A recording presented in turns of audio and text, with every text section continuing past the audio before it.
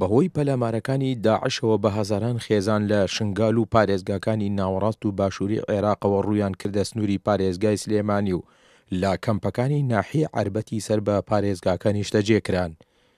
لە سەرەتای گەیشتنی خێزانە ئاوارەکان حکوومەتی هەرێم و لایەنە پەیوەندیدارەکان و خێرخوازانیش هاریکاری خێزانەکانیان کرد، بەڵام لە ئێستادا بەهۆی قەیرانەکانی دارایی و ئابووری هەرێم ئاستی هاریکاریەکان بۆ کەمپەکانی ناحیەکە ڕووی لە کەمبوونەوە کردووە.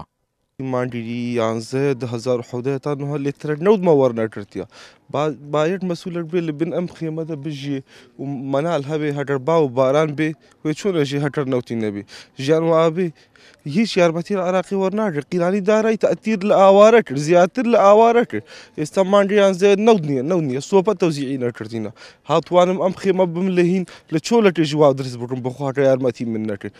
لێپرسراوی ئیدارەی کەمپی ئاشتی عەربەتیش باز لەوە دەکات قەیرانەکانی هەرێم زیانی بۆ چۆنێتی بژێوی خێزانە ئاوارەکانیش هەبووە. ئەو قورسایە زۆر کەوتۆتە سەر حکوومەتی هەرێمی کوردستان، بەڵام وەکو دابینکردنی بژێوی ژیان کەوتۆتە سەر تاکەتاکەی ئاوارەکان خۆیان کە خۆیان نەبێ هەوڵ بدەن بژێوی ژیانی خۆیان دابین بکەن، هەرچەندە هاوکاری هەیە لەلایەن ڕێکخراوە نێودەوڵەتی و ڕێکخراوە ناوخۆییەکان، بەڵام ئەمە ئەوە ناگەینێکەوە ئاوارەی تر هیچ پێداویستێکی تری نەبێت.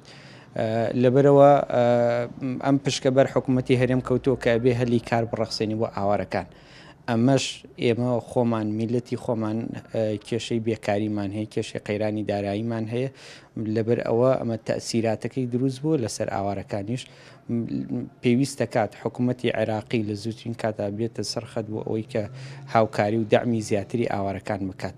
لەبەر هۆکارێکی تریشەیە کە ئاوارەی ئەو منتیقە تازەکان با بڵێن کە ئاواری وەکو کەرکووک و دووسخورمات و ئەمانە ڕێکخراوەکان محاولیان کردو کە ڕووبکەن ئەو شوێنانە.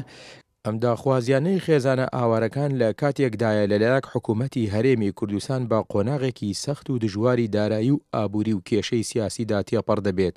لەلایەکی ترەوە دوای ڕزگارکردنی ناوچەکانی ژێردەستی تێرۆریستانی داعش ئاستی هاریکاری ڕێکخراوەکانی کۆمەڵی مەدەنیش بۆ کەمپەکان ڕووی لە کەمبوونەوە کردووە.